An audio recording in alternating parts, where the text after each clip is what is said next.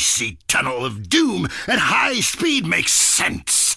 Yeah, I know about frigid action myself. I mean, they gotta be kidding me. Since when has running been an Olympic sport? Running ain't a sport.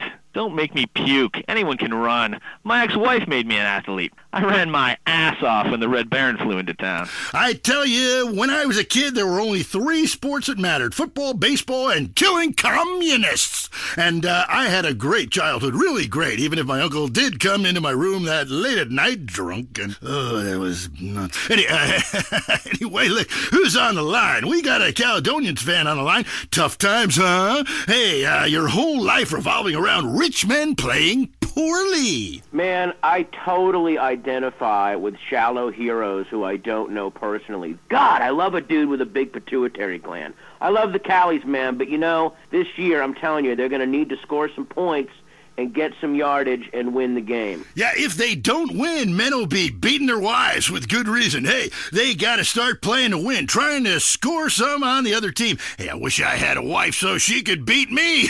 Here's what I say, man. If you want to be number one, you got to go for first place. I know. Hey, I mean, it's great stating the obvious, but once you get paid for it, things get really complicated. Man, I was at their training camp this spring, and the mood in the locker room, dude, guys were getting changed, man. I mean, they were really getting prepared. Shoes were going on, feet, shirts were going on, the shirt part of their body, serious faces on them. And you could tell that they were going to play this game. Bottom line is, if they don't score more points than the other team, they can't win. Yeah, man. God, you have some spooky insights into sports, dude. I love your show, man.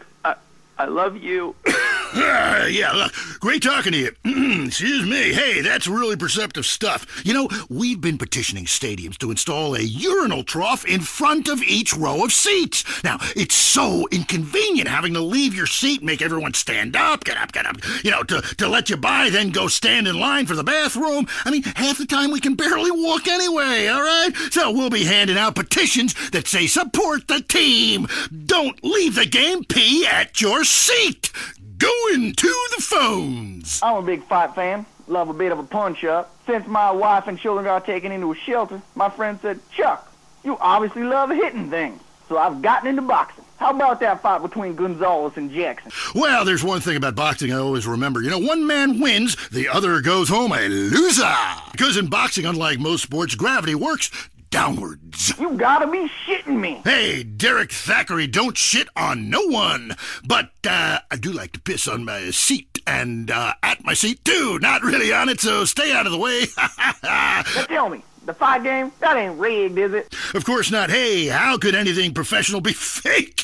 Hey, there's too much money at stake for one thing. I mean, these guys got too much to lose. I mean, why is a guy going to take a dive for a few extra million when he could earn that over a number of years getting his brain turned to pulp?